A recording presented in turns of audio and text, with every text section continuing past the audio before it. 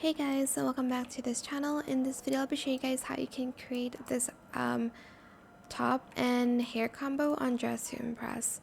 So for the top you do need some VIP items, and then for the hair I use this hair in the color black and I use this hair too in the same color.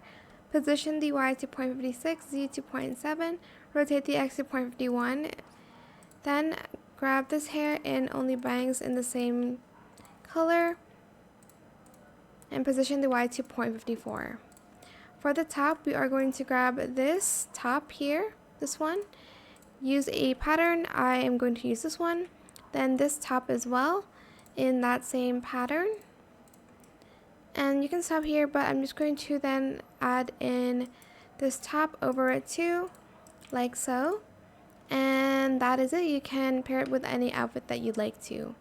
I hope it was helpful for you guys. Don't forget to like, comment, share, and also subscribe to this channel if you haven't done that already. If you have any more questions about this video, just leave it in the comment section down below. I'll try my best to answer them all for you guys. And if you found this video helpful, please click the thanks button as well. That is it for this video. Thank you so much for watching. Bye.